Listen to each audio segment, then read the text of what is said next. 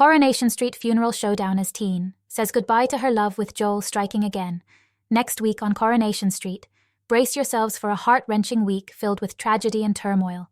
Toya Battersby faces an unimaginable heartbreak as she says a painful goodbye to the baby she lost 2 decades ago. In a shocking twist, Rowan's unexpected presence at the funeral pushes Toya to her breaking point. The betrayal cuts even deeper when Leanne reveals a devastating secret, leaving Toya feeling utterly betrayed. As emotions run high, Toya finds herself in a complicated situation with Nick, giving Rowan the perfect leverage to manipulate her. Meanwhile, danger looms as Joel Deering sets his sights on a new victim. Oblivious Sabrina is Joel's next target, and he secretly spikes her drink. How far will his twisted plans go? Prepare for an emotional farewell as Summer Spellman faces heartbreak of her own. Tensions rise and emotions spill over, leaving no heart untouched on the cobbles. Don't miss a moment of the drama next week on Coronation Street. Tune in to witness every tear, every betrayal, and every twist. Leanne announces that she's paying for Rose's funeral out of her savings. Outside the undertaker's, George places Rose's coffin in the hearse. Having spotted Rowan watching from Victoria Garden, a furious Toya races over and, giving him a shove, orders him to stay away as he's not welcome. The funeral over, Leanne admits that she hasn't any savings, and Rowan paid for the funeral. Leanne heads off, leaving Nick in total despair. Toya confronts Rowan and tells him that she's going to do everything she can to expose him for the vile man he really is. Rowan's shaken. Toya returns home to find Nick alone. Nick apologizes for Leanne's behavior, and Toya breaks down. Nick takes her in his arms, and they kiss passionately, unaware that from the derelict builder's yard a man is watching them intently. Leanne meets up with Rowan for an upload session. Having enjoyed an afternoon of sex, Nick and Toya agree that it mustn't happen again and they should stay out of each other's way as much as possible. Summer and Felix call at the flat, in time to hear Paul playing a derogatory message about Felix on his eye gaze. As Billy and Todd desperately look for the mute button, Felix heads out and Summer's mortified. Bethany returns home from her interview and tells Sarah that she got the job, but she's dreading her first assignment. Bethany calls at the garage and tells Abby that she got the job at the magazine, but the first article they want her to write is in support of Corey Brent. Abby's horrified. In the Rovers, Steve, Amy, and Daniel discuss care package options for Ken and wonder how on earth they're going to fund them. Cassie listens with interest. Cassie offers to be Ken's carer for 1/4 the price of a professional. Daniel and Amy reckon it's a good idea, and Steve reluctantly agrees. Cassie's thrilled. Chesney and Gemma tell Bernie that the boiler is beyond repair, and they're waiting for the landlord to fit a new one. The landlord calls at number 5 and insists he wants a second opinion on the boiler. Abby tells Kevin that she's done some digging. Stefan Brent is a board director of the production company that made the documentary. He also owns the magazine, and he must have created the deep fake videos out of revenge. Having reported Stefan to the police, Abby and Kevin watch as DS Swain drags him into an interview room, fervently hoping that their nightmare will soon be over. Bethany calls at the garage and tells Abby that she'll quit her job if it's what she wants. But it could be useful to have someone on the inside to keep tabs on Stefan. Kevin calls on Bethany and tells her that if she really wants to help, she can lend him her security pass to Stefan's offices.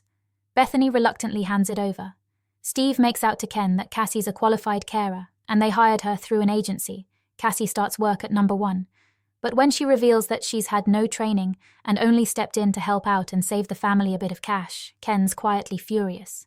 Cassie sets Ken straight, explaining that she was honest with Steve from the off and never pretended to have any qualifications. Toya tells Nick that they've little choice but to come clean to Leanne about their brief affair. A smug Rowan is holding a meeting in the bistro, much to Nick and Toya's dismay. Rowan corners Toya and hands her a copy of the NDA, suggesting she signs it.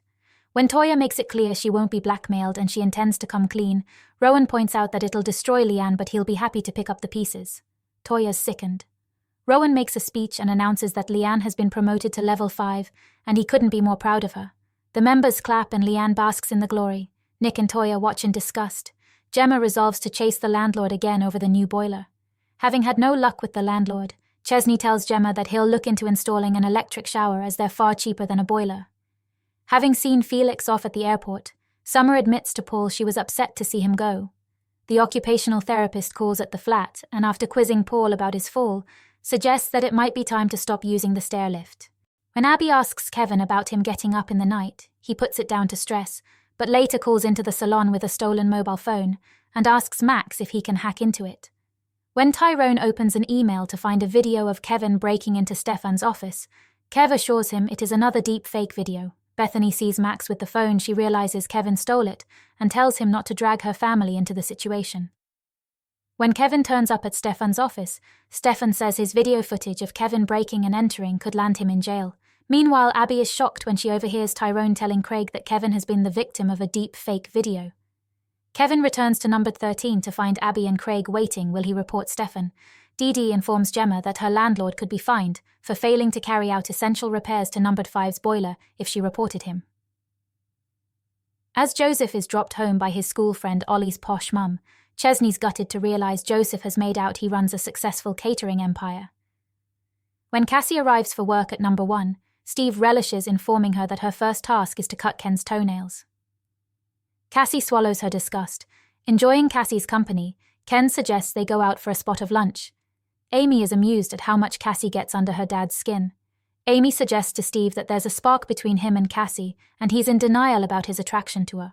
Steve firmly denies it, and Amy hides her amusement. Joel confides in Dee Dee his sadness at keeping their engagement from his parents. Joel spots Sabrina in a state of distress outside the police station and learns her brother has been arrested. Joel hands her his business card and tells her to give him a call. As Sabrina's friend joins her, Joel heads inside, pleased to have found a new target. A police officer visits Toya to inform her she will face no charges for burying her baby. Toya feels like a weight has been lifted. That's all for now on Coronation Street. Next week promises a whirlwind of emotions as Toya faces unimaginable heartbreak. Rowan's presence sparks fury, and hidden betrayals come to light. As the drama unfolds, secrets, manipulations, and new dangers keep everyone on edge. With Joel targeting a new victim and tensions flaring among the residents, it's a week you won't want to miss. Make sure to tune in and catch every tear, every betrayal, and every twist on Coronation Street. Thanks for watching, and don't forget to like, comment, and subscribe for more updates and spoilers.